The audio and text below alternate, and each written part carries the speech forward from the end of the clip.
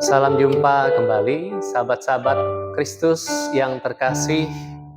Hari ini kita kembali beribadah dalam ibadah raya GPI Jakarta pada Minggu Trinitas yang ke-14 tahun 2024. Marilah kita menghadap Tuhan di dalam keteduhan dan kiranya kita beribadah kepada Allah yang hidup.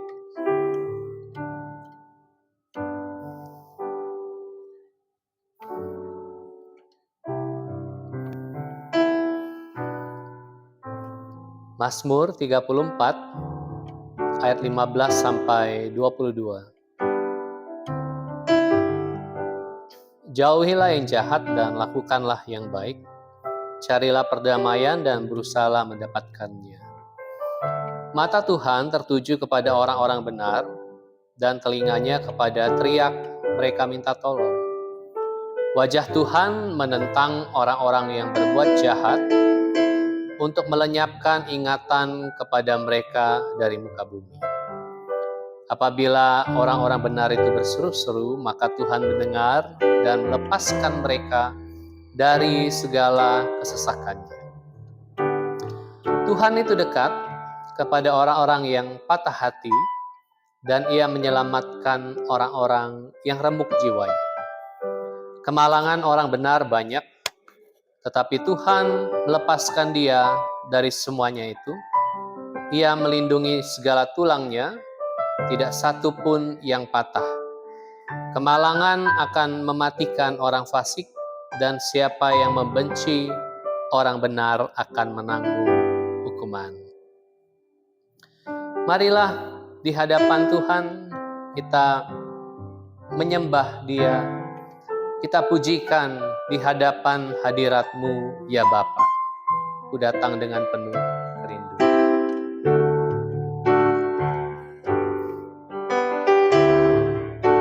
Di hadapan hadirat-Mu ya Bapa, ku datang dengan penuh kerinduan.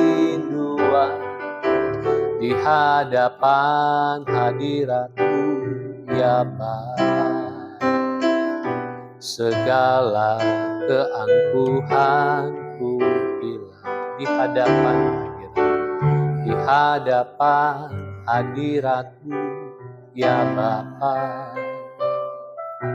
ku datang dengan penuh kerinduan. Di hadapan hadirat-Mu ya Bapa, segala keangkuhanku hilang. Ku sembah Kau ya Bapa, ku sembah Kau ya Tuhan, ku tinggikan nama-Mu Yesus dalam hidupku selalu. Di hadapan hadirat-Mu ya Bapa,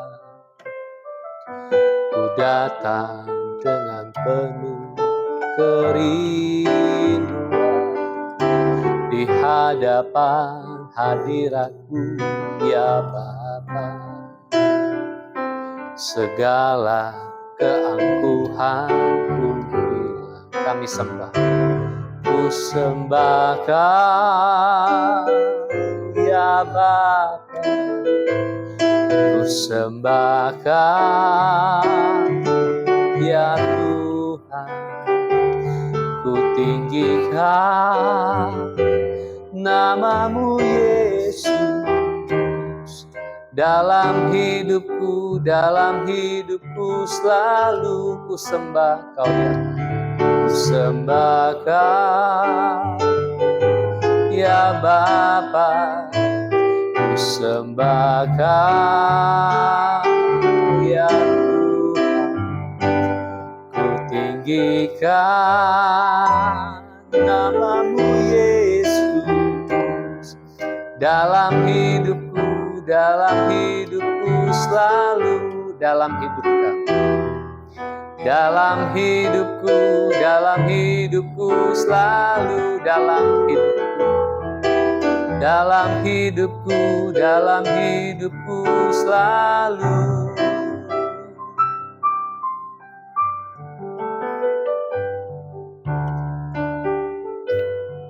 Kiranya Engkau ditinggikan ya Allah dalam kehidupan kami. Biarlah segenap semesta raya ini meninggikan dan memuji Engkau.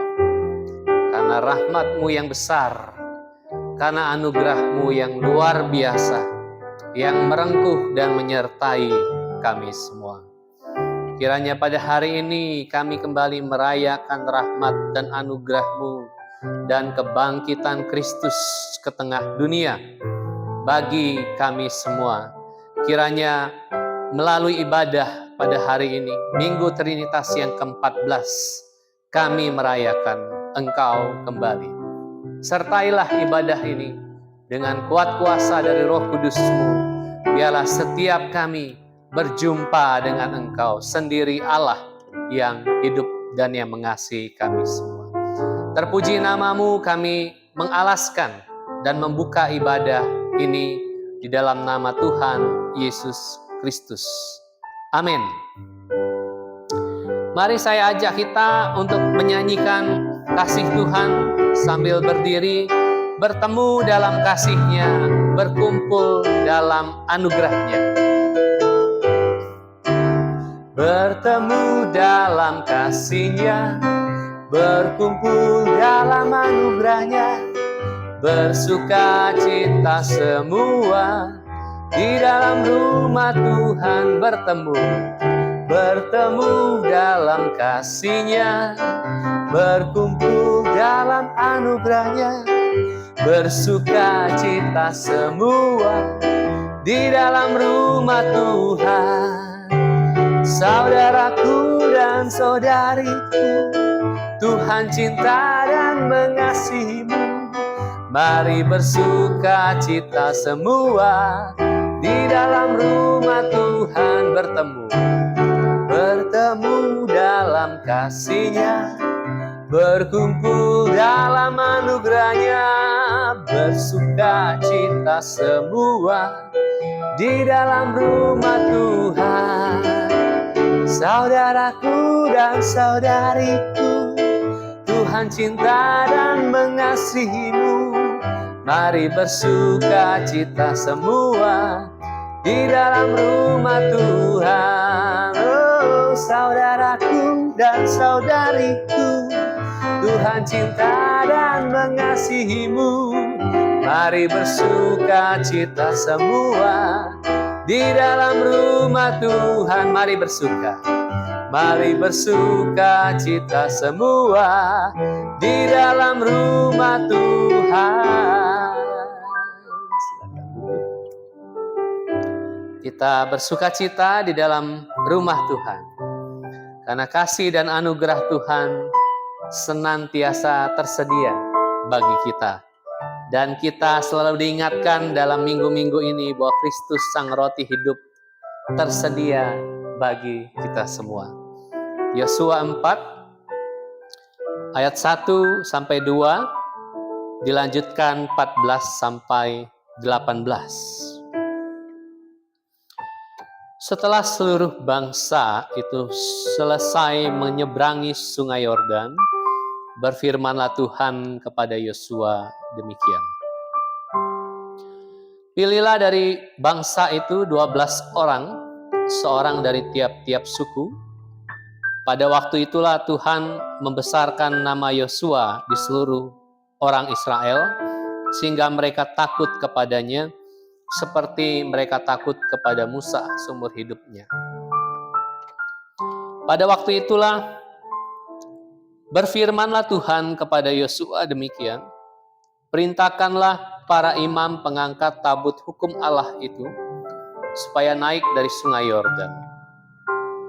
Maka Yosua memerintahkan kepada para imam itu demikian, keluarlah dari sungai Yordan, Ketika para imam, pengangkat tabut perjanjian Tuhan itu keluar dari tengah-tengah sungai Yordan, dan baru saja kaki para imam itu dijejakkan di tanah yang kering, maka berbaliklah air sungai Yordan itu ke tempatnya dan mengalir seperti dahulu dengan meluap sepanjang tepinya.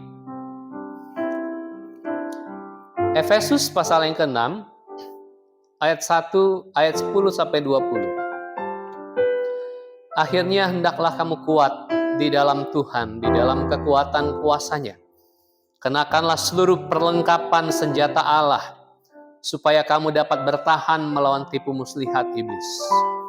Karena perjuangan kita bukanlah perjuangan melawan darah dan daging, tetapi melawan pemerintah-pemerintah, melawan penguasa-penguasa, melawan penghulu-penghulu dunia yang gelap ini, melawan roh-roh jahat di udara.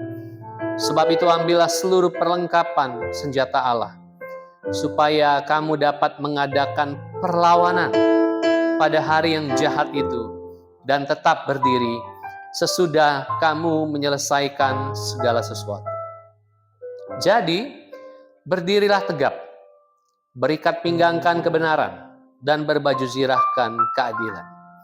Kakimu berkasutkan kerelaan untuk memberitakan Injil damai sejahtera. Dalam segala keadaan pergunakanlah perisai iman, sebab dengan perisai itu kamu dapat memadamkan semua panah api dari si jahat. Dan terimalah ketopong keselamatan dan pedang roh, yaitu firman Allah. Dalam segala doa dan permohonan, berdoalah setiap waktu di dalam roh, dan berjaga-jagalah di dalam doamu itu dengan permohonan yang tak putus-putusnya untuk segala orang kudus. Juga untuk aku, supaya kepadaku jika aku membuka mulutku, dikaruniakan perkataan yang benar, agar dengan keberanian aku memberitakan rahasia Injil yang kulayani sebagai utusan yang dipenjarakan. Berdoalah supaya dengan keberanian aku menyatakannya sebagaimana seharusnya aku berbicara. Marilah dalam keteduhan kita menyambut sabda Tuhan, kita pujikan, hatiku percaya. Saat ku tak melihat jalanmu, saat ku tak mengerti rencanamu, namun tetap ku pegang janjimu.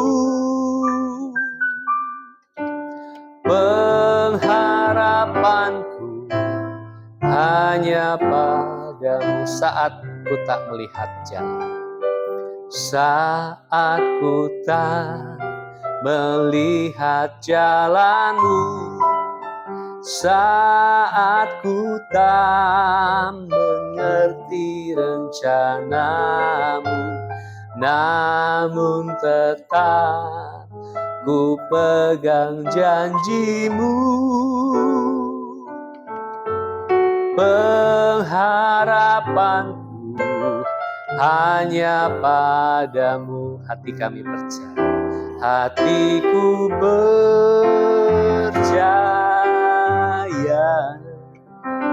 hatiku percaya, hatiku percaya, selalu percaya.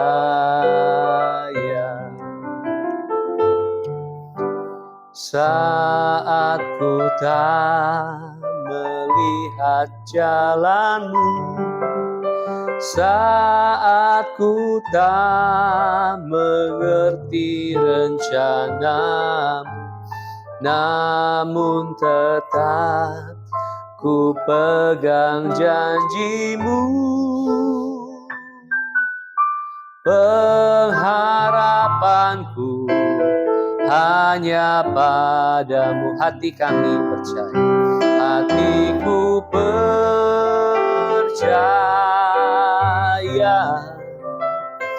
hatiku percaya, hatiku percaya, selalu ku percaya, hatiku percaya, hatiku percaya, hatiku percaya, hatiku percaya,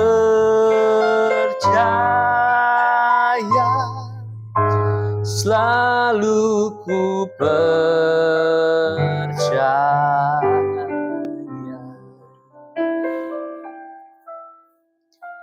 Kiranya sesuai dengan nyanyian ini, kiranya hati kami percaya oleh anugerah-Mu. Walau kadang-kadang mata kami tidak melihat dengan jelas dan akal pikiran kami tidak selalu paham jalan-Mu, rencana-Mu, karena memang Engkau Allah yang tidak pernah selesai bisa dimengerti dan dipahami. Tapi biarlah kami yang lemah dan terbatas dituntun oleh Engkau. Tuntunlah kami dengan sabda-Mu, berbicaralah kembali kepada kami. Kuatkanlah dan teguhkanlah kami. Tuntunlah langkah kami. Biarlah kiranya mata kami bisa melihat sejengkal, barangkali setapak, atau sedikit lebih jauh rencana-rencana-Mu dalam hidup kami. Singkapkan batin kami melihat Engkau, melihat maksud-maksud dan kehendak-Mu dalam hidup kami.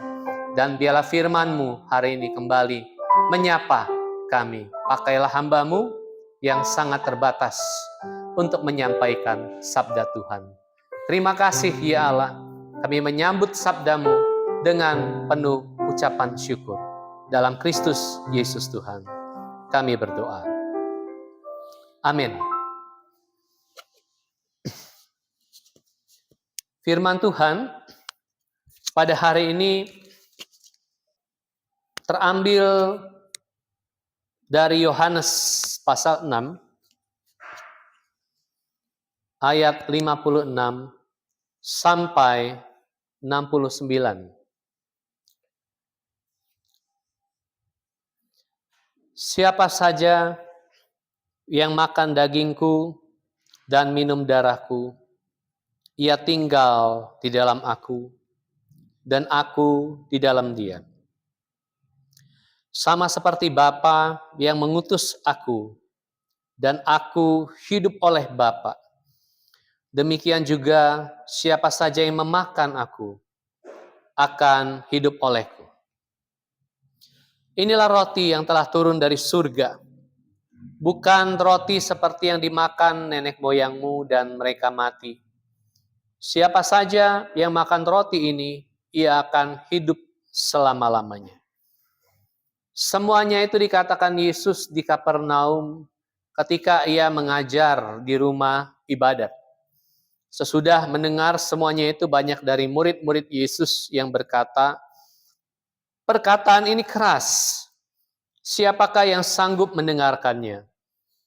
Yesus yang di dalam hatinya tahu bahwa murid-muridnya bersungut-sungut tentang hal itu, berkata kepada mereka, apakah perkataan itu mengguncangkan kamu? Bagaimana jika kamu melihat Anak Manusia naik ke tempat di mana ia sebelumnya berada? Rohlah yang memberi hidup, daging sama sekali tidak berguna. Perkataan-perkataan yang kukatakan kepadamu adalah roh dan hidup. Namun di antaramu ada yang tidak percaya. Sebab Yesus tahu dari semula siapa yang tidak percaya dan siapa yang akan menyerahkan dia. Lalu ia berkata, sebab itu telah kukatakan kepadamu, tidak ada seorang pun dapat datang kepadaku kalau tidak dikaruniakan Bapa kepadanya. Mulai saat itu banyak muridnya mengundurkan diri dan tidak lagi mengikut dia. Lalu kata Yesus kepada ke-12 muridnya, "Apakah kamu mau pergi juga?" Jawab Simon Petrus kepadanya, "Tuhan, kepada siapakah kami akan pergi? Engkau memiliki perkataan hidup yang kekal. Kami telah percaya dan tahu bahwa Engkaulah yang kudus dari Allah." Demikian pembacaan firman Tuhan. Berbahagialah kita yang merenungkannya dalam kehidupan kita. Pada hari ini kita masih diantar oleh bacaan teks leksionari kita untuk merenungkan tentang Yesus Kristus sebagai roti hidup. Teks yang kita baca pada Yohanes pasal yang ke-6, pernyataan tentang Yesus sebagai roti hidup, berikut penjelasan-penjelasan Yesus dan ajakan kepada audiens, kepada murid-murid, kepada orang-orang Yahudi pada waktu itu untuk menyantap dagingnya atau tubuhnya. Itu kemudian disalahpahami atau dikeliru mengerti. Sebagian besar, bukan sebagian kecil, tapi sebagian besar para murid, karena Yesus punya banyak sekali murid sebetulnya. Pada lingkar pertama ada 12 murid, 12 rasul. Lalu pada lingkar kedua ada 70. Pada lingkar ketiga ada 120 dan seterusnya. Lingkar 70 dan 120 dan seterusnya kemudian meninggalkan Yesus. Tidak lagi mengikut Yesus karena pernyataan bahwa setiap orang yang mengikut dia harus menyantap tubuhnya. Lingkar 70, 120 dan seterusnya itu tidak bisa memahami sesuatu yang lebih dari pernyataan Yesus Kristus. Dan demikianlah pesan teks kitab suci seringkali mengarahkan kita untuk melampaui apa yang tertulis. Words by words, kata demi kata. Untuk melampaui bahwa ada sesuatu yang lebih dari pesan yang disampaikan oleh teks kitab suci. Something more than just a word. Sesuatu yang lebih daripada sekadar kata. Itulah sebabnya orang Kristen tidak pernah menyembah Alkitab. Tidak. Alkitab harus menuntun kita untuk datang kepada Allah. Alkitab tidak pernah berhenti pada Alkitab sendiri. Dalam khotbah saya yang lalu saya pernah berkata bahwa the Bible itself never invite us back to the Bible. Alkitab tidak pernah memanggil kita kembali kepada Alkitab, tapi kembali kepada Allah dan berada di tengah dunia. Ada sesuatu yang lebih daripada sekadar teks-teks yang tertulis. Tapi orang-orang banyak itu tidak bisa melihat something more dari pernyataan-pernyataan Yesus. Kalau pada hari ini kita bisa menyatakan bahwa mereka terjebak ke dalam yang kita sebut pada hari ini literalisme. Atau kalau mau dipaksa bahasa Indonesia, harfiahisme. Isme adalah paham, ya, yang pola pikir yang mengungkung kita untuk tidak bisa keluar dari sekadar kata-kata secara harfiah. Ketika Yesus mengatakan, "Akulah roti hidup, kalau kamu tidak memakan aku, kamu tidak mendapat bagian di dalam aku." Mereka memahami itu semata-mata harfiah. Bagaimana kami bisa makan daging anak manusia dan minum darahnya? Tidak mungkin. Apakah kita harus kembali ke ajaran kuno zaman dulu ketika sebagian orang menyantap sesamanya sebagai kanibalisme, memakan daging manusia hidup-hidup? Bagaimana mungkin kami memakan daging guru kami, junjungan kami? Ini pasti guru yang sesat. Ini nabi yang sesat, ini bidat, ini orang ngaco. Mereka tinggalkan Yesus. Sisanya adalah para rasul. Tapi teks kita mengatakan bahwa para rasul pun sebetulnya tidak sepenuhnya paham. Tidak sepenuhnya mengerti. Tapi mereka percaya. Sama seperti lagu tadi. Hatiku percaya. Tidak paham sepenuhnya sedetail-detailnya rencana Allah dalam hidup kita. Allah tidak pernah mengungkapkan rencananya detail personally ya, secara personal. Langkah 1, langkah 2, langkah 3, langkah 4, langkah 5, tidak ada yang seperti itu. Tidak. Allah memberikan blueprint kepada kita. Dan masing-masing kita menjalani kehidupan kita. Kadang kabur, kadang tidak jelas, kadang samar-samar, kadang sesekali jelas, kadang terang, kadang gelap. Begitulah hidup bersama dengan Tuhan. Tidak senantiasa jelas. Tapi para rasul itu yang tidak selalu mengerti dan paham perkataan-perkataan Yesus, mereka percaya. Tapi selebihnya, orang-orang banyak itu terkungkung ke dalam literalisme itu. Tidak bisa menangkap, melampaui apa yang lebih. Ada makna yang lebih di balik pernyataan-pernyataan Yesus Kristus. Ada makna yang lebih di balik tulisan-tulisan teks kitab suci yang kita baca. Ada makna yang lebih dari setiap khotbah yang disampaikan. Ada makna yang lebih dari setiap firman Tuhan yang Anda dan saya dengar. Something more. Seorang teolog Jepang bernama Kosuke Koyama dalam satu kelas pernah bertanya kepada para mahasiswa. Dia menunjukkan satu gambar anak ayam. Lalu dia meminta mahasiswa-mahasiswa untuk menanggapi apa yang ada dalam pikiran mereka melihat anak ayam. Lalu ada yang mengatakan itu bakal lauk pauk. Karena agak besar nanti bisa dipotong atau digoreng, bisa disantap. Ada yang mengatakan, ya itu sejenis unggas. Ya ada burung dan sebagainya, itu kategori unggas. Dan ada satu mahasiswa yang mengatakan bahwa itu adalah ciptaan Tuhan. Anak ayam itu adalah ciptaan Tuhan. Ketika kita melihat anak ayam itu, kita melihat ada gerakan, ada kehidupan dari seekor anak ayam. Dan kita tahu dia berasal dari sang kehidupan, yaitu Tuhan yang menciptakan semesta, menciptakan kehidupan. Dari anak ayam itu, sang mahasiswa itu memaparkan sesuatu yang lebih.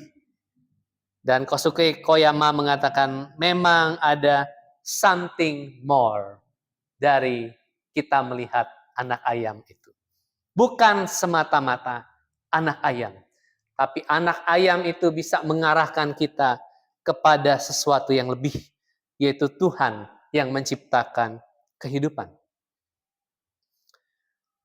Melampaui literalisme, sebetulnya bahasa-bahasa teks kitab suci punya kekayaan bahasa, punya kekayaan gaya bahasa, punya kekayaan sastra.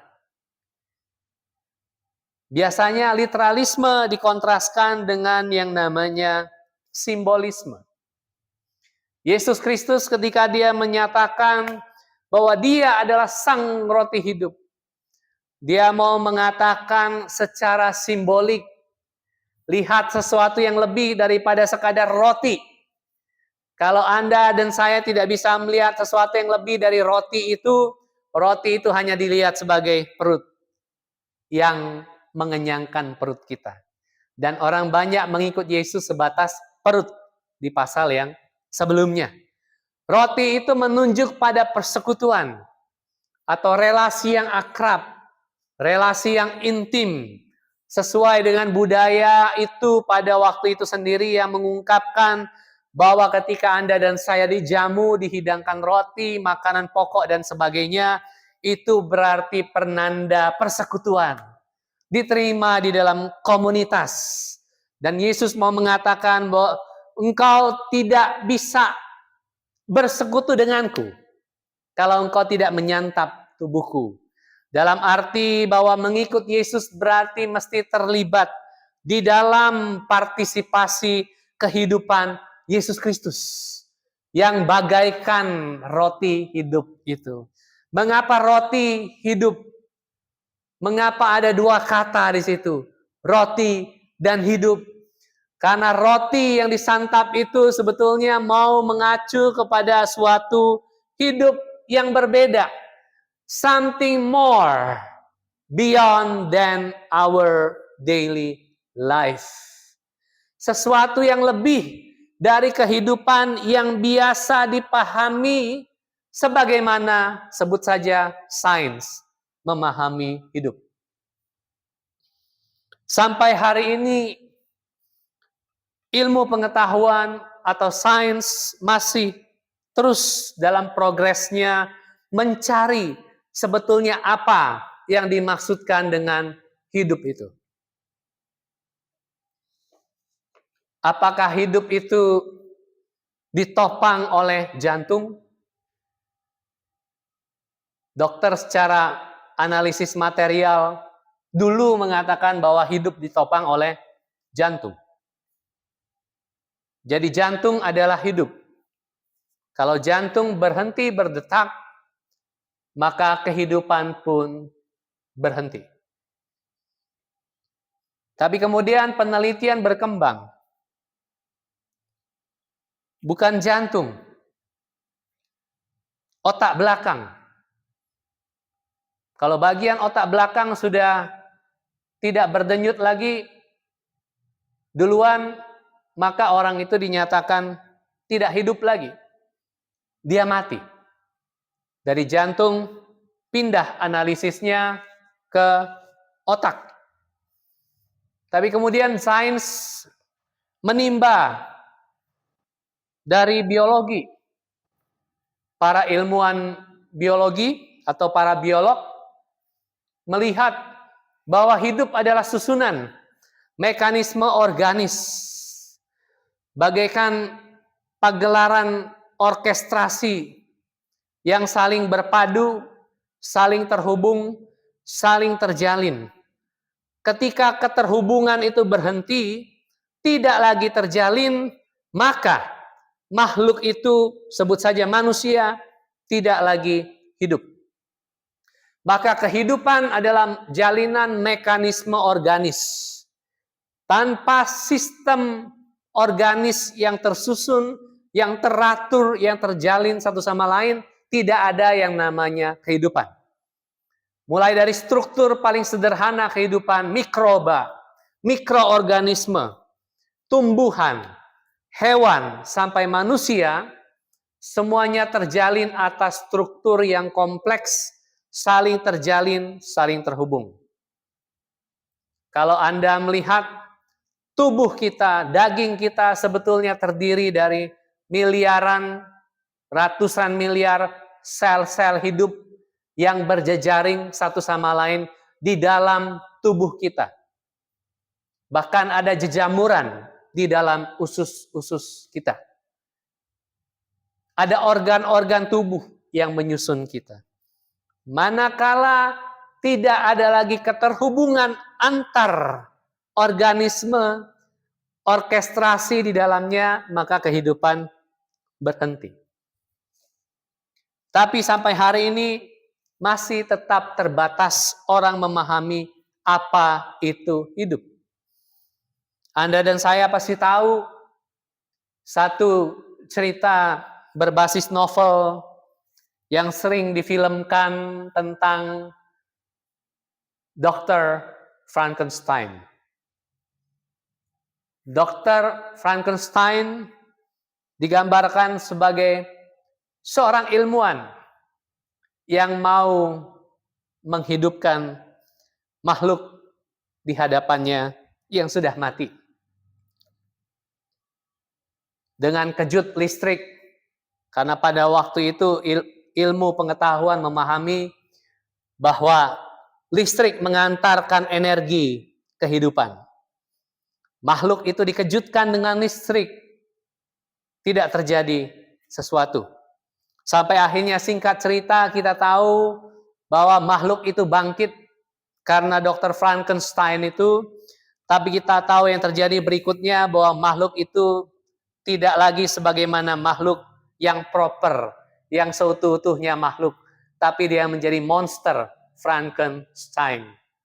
Begitulah kiranya gambaran bahwa orang, dunia, manusia, kita, ilmu, pengetahuan terus mencari apa sebetulnya hidup itu. Tetap misteri. Dan Dr. Frankenstein mewakili secara persis apa yang kita pahami tentang hidup. Selalu meleset menjadi monster Frankenstein. Ketika Yesus mengatakan bahwa dia adalah roti hidup, dia mau mengatakan bahwa setiap orang yang percaya kepada dia diundang untuk terlibat di dalam kehidupan yang something more. Kehidupan yang kekal. Kehidupan yang digerakkan oleh sang roti hidup itu. Singkatnya, Yesus mau mengatakan bahwa kalau engkau menyantap roti ini, memakan tubuhku, maka engkau berpartisipasi di dalam kehidupanku. Dan bukan semata-mata melihat kehidupan sebagai sesuatu yang berhenti pada materialitasnya. Selesai di sana. Ada mekanisme organis di sana. Ada jantung, ada otak, ada organ-organ, berhenti di sana. Kita tidak berhenti melihat kehidupan hanya sebatas sejengkal mata kita. Oh, ini hidup yang kujalani sehari-hari. Oh, begini toh hidup, yang begini-begini saja itu. Tidak. Tapi di dalam kehidupan yang begini-begini saja itu, kita diundang untuk menghayati, berpartisipasi di dalam kehidupan Yesus. Hidup Yesus yang menggerakkan hidup kita. Hidup Yesus yang menggerakkan segenap tubuh kita. Kita jadi berpikir sebagaimana Yesus berpikir. Kalau kehidupan kita, kehidupan Yesus berpartisipasi di dalam kehidupan kita, maka kita belajar merasa sebagaimana Yesus merasa. Belajar menjalani apa yang diajarkan oleh Yesus di dalam khotbah di bukit misalnya. Tentang kasih. Tentang banyak hal. Tentang kemarahan. Memandang sebagaimana Yesus punya cara pandang. Dari mana kita tahu? Dari pengajaran-pengajarannya. Dari teks kitab suci. Bersikap sebagaimana Yesus bersikap. Memiliki karakter sebagaimana karakter Yesus. Yang berempati. Yang bisa marah di hadapan ketidakadilan. Yang tidak membiarkan orang banyak berlalu pergi. Begitu saja. Menyediakan solusi. Itu Yesus Kristus. Dari mana kita tahu? Kita baca dari teks kitab suci. Itu sebabnya teks kitab suci tidak pernah berhenti pada kata demi kata itu saja. Kita utak-atik kata demi kata. Tidak. Banyak orang berdebat secara doktrinal. Itu baik. Karena kitab suci mengantar kita juga untuk belajar doktrin. Di abad ke-21 ini kita punya kekayaan doktrinal. Mau tradisi ortodoks, Katolik, Protestan, Pentakosta karismatik bahkan sudah merumuskan teologi sistematikanya sendiri. Banyak sekali kekayaan yang kita bisa timba di sana. Itu bagus, tidak salah. Tapi banyak orang membuang-buang waktu dan hidupnya hanya untuk berdebat. Setiap hari berdebat di YouTube. Tentu ada cuannya, tentu. Karena yang view jadi banyak sekali, jutaan orang dan sebagainya. Ribut dengan Islam, ribut dengan agama lain, dan seterusnya. Setiap hari. Itu menyesaki laman YouTube kita. Tapi tentu para apologet itu dapat duit dari sana. Dengan sensasi-sensasi itu. Itu urusan mereka. Itu pekerjaan mereka. Tapi rasanya kekristenan kita tidak semata-mata berhenti di sana. Menjadi YouTuber yang sukses, saya kira bukan itu. Pertama-tama bukan doktrin. Pertama-tama adalah mengadopsi hidup Yesus. Cara pandang Yesus. Pikiran Yesus. Karakter dan sikap Yesus. Bagaimana berhadapan dengan suatu situasi dan mengambil keputusan etis. Bagaimana kalau Yesus hidup di dalam kita.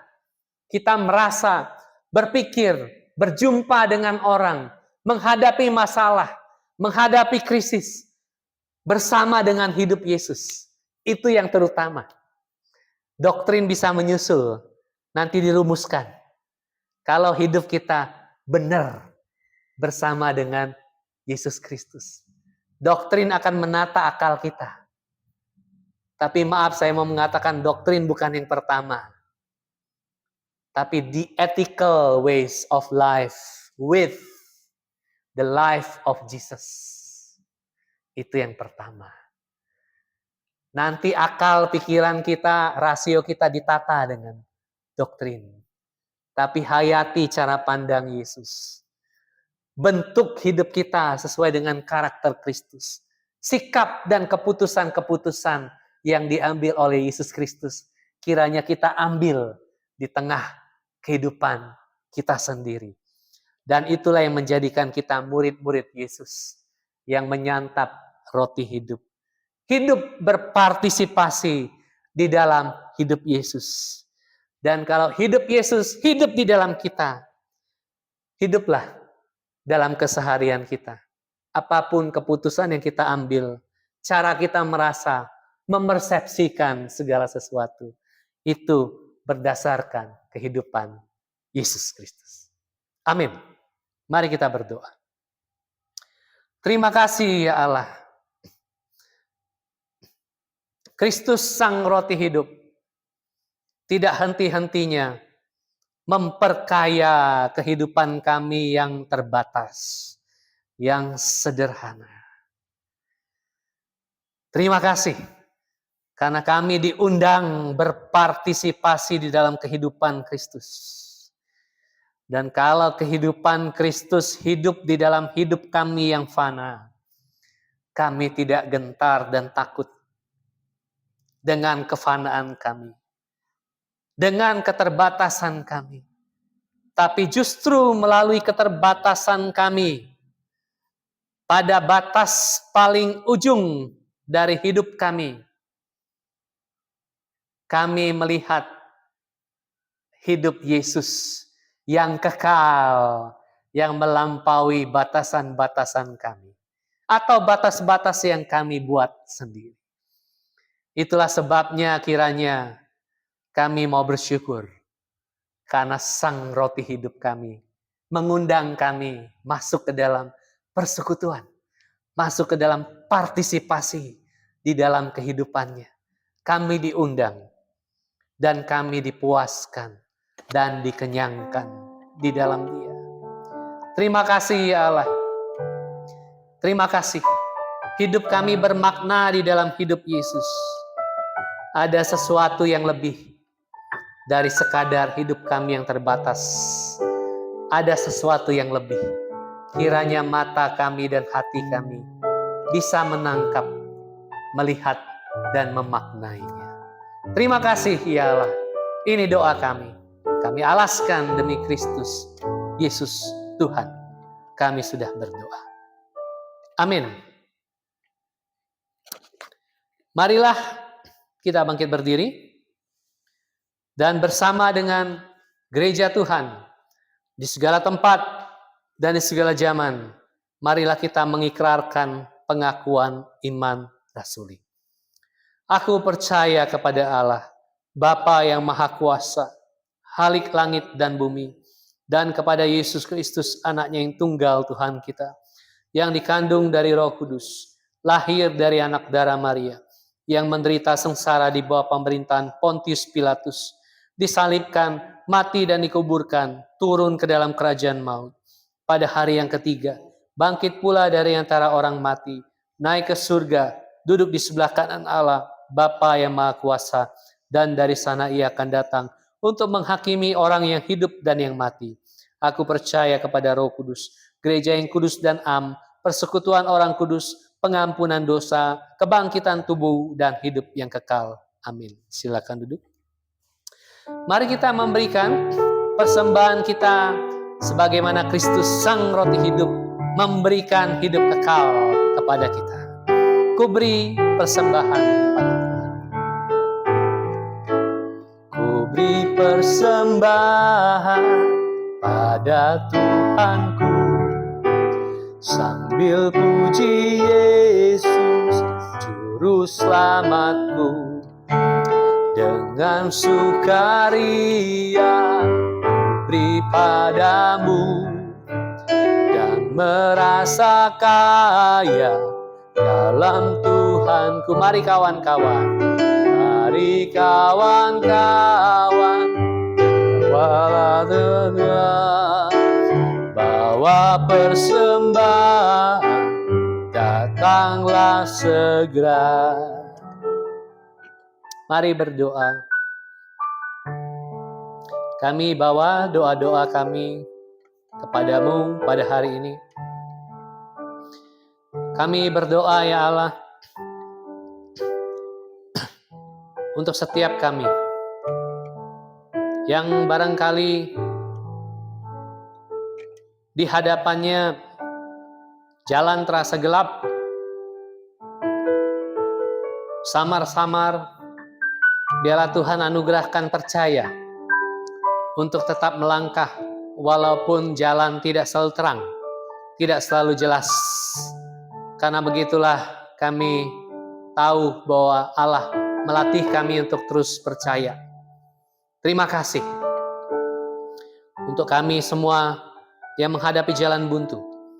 Biarlah kiranya kami percaya untuk melihat bahwa ada jalan keluar yang tersedia dari kenyataan yang kami hadapi. Terima kasih ya Allah. Kami yang hari ini barangkali mengalami kekeringan, kehampaan, ketiadaan makna. Biarlah pada hari ini kami datang kepada Kristus Yesus Sang Roti Hidup dan menerima kebermaknaan kami, signifikansi hidup kami, kekayaan dikenyangkan di dalam Engkau. Dan biarlah kami melihat something more, sesuatu yang lebih. Karena undangan Yesus untuk kami menyantap tubuhnya, menyantap kehidupan Kristus. Tolong gerejamu yang kecil ini juga kami doakan supaya melangkah terus di dalam apa yang Tuhan kehendaki.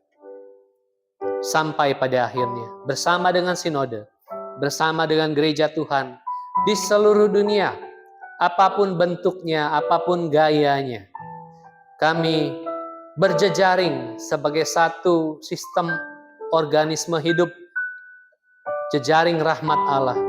Biarlah kiranya dunia ini tidak terpuruk, biarlah dunia ini menjadi lebih baik oleh karena gereja-gereja Tuhan yang menyatakan kasih dan rahmat dan anugerah Allah ke tengah dunia ini. Kami mendoakan rumah singgah kami yang dipercaya untuk dikelola. Biarlah Tuhan memakainya juga, agar setiap orang yang mengalami penolakan atau kekerasan atau diusir atau butuh tempat tinggal sementara, biarlah mereka juga bisa mengakses, berjumpa dengan kami dan disambut secara sederhana di rumah singgah ini. Kami berdoa buat situasi negeri kami, ya Allah. Hari-hari ini yang kami lihat digerus oleh satu kepentingan tertentu saja yang mulai menerabas dan mengabaikan konstitusi, undang-undang demi kepentingan 1-2 gelintir orang. Kami berdoa biarlah kiranya negeri kami yang besar ini dengan penduduk yang sangat banyak biarlah tidak terabaikan karena elit-elit kami yang hanya memikirkan dirinya sendiri. Dan biarlah setiap masyarakat, setiap rakyat yang besar ini menerima tata pengelolaan yang baik dari negeri ini. Tolonglah kiranya ya Allah, biarlah keadilan itu bisa dirasakan seturut dengan Pancasila yang menjadi dasar kami bernegara. Biarlah itu bisa diwujudkan. Sila-sila yang sudah dirumuskan terwujud nyata di tengah kehidupan masyarakat kami.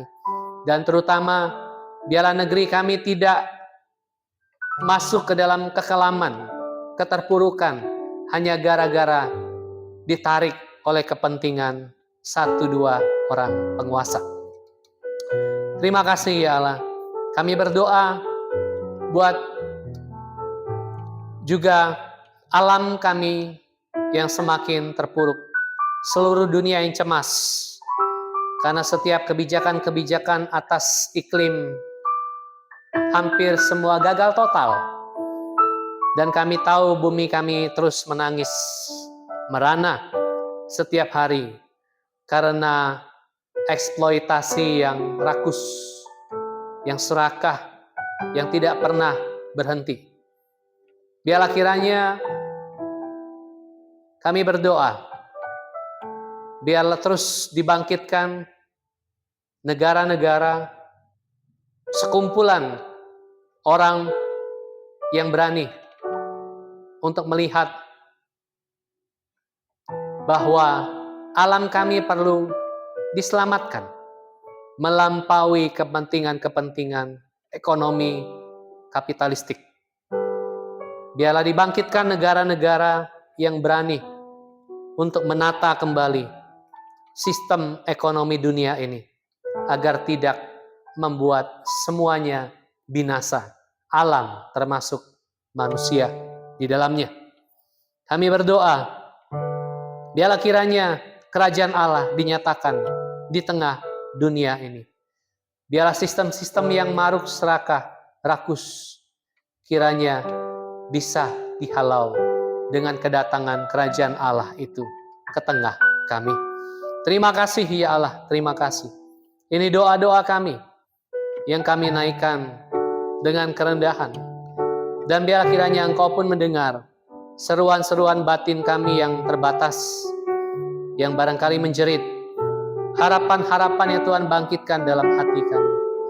Biarlah kiranya semuanya dijawab seturut dengan waktu dan kehendak Tuhan dalam hidup kami. Terima kasih ya Allah. Ini doa kami yang kami alaskan pada satu nama yang hidup, satu nama yang indah, yaitu Yesus Kristus.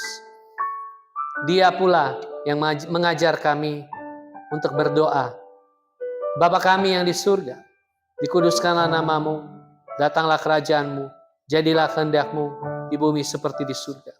Berikanlah kami pada hari ini makanan kami yang secukupnya, dan ampunilah kami akan kesalahan kami, seperti kami juga mengampuni orang yang bersalah kepada kami. Dan janganlah membawa kami ke dalam pencobaan, tetapi lepaskanlah kami daripada yang jahat, karena Engkau yang punya kerajaan dan kuasa dan kemuliaan sampai selama-lamanya. Amin.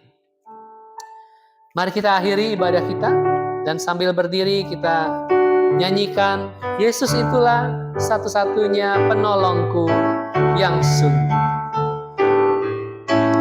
Yesus itulah satu-satunya penolongku yang sungguh.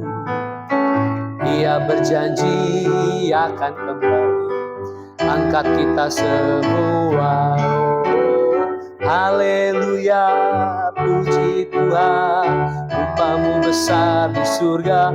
Oh, haleluya, puji Tuhan, upamu besar di surga. Yesus itulah satu-satunya penolongku yang sungguh. Dia berjanji akan kembali angkat kita semua.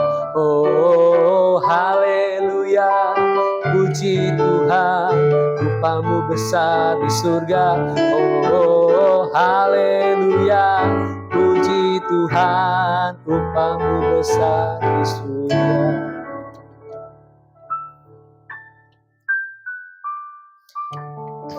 Mari kembalilah ke tengah duniamu, ke dalam kehidupanmu.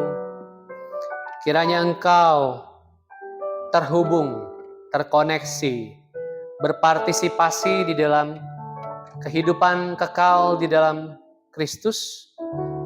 Hidup Kristus yang menggerakkan engkau untuk berpikir, untuk merasa, untuk bertindak, untuk memutuskan, untuk memersepsi, untuk memiliki cara pandang, untuk bersikap, untuk berkarakter sama seperti Kristus sendiri. Dan sungguh itu dimungkinkan karena hidup Kristus kini tinggal di dalam engkau dan saya.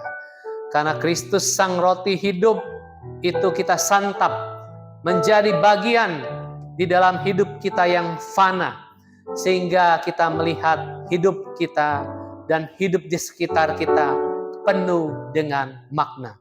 Dan setiap upaya dan kerja dan usaha menjadi tidak sia-sia. Karena semuanya dikerjakan di dalam Dia, untuk Dia, oleh Dia, dan bagi Dialah kehidupan kita untuk kemuliaan Dia. Karena itu pulanglah dan terimalah berkat dari Allah Bapa, kasih sayang dari Tuhan kita Yesus Kristus, dan persekutuan dengan Roh Kudus tinggal tetap menyertai kita sampai selama-lamanya. Amin.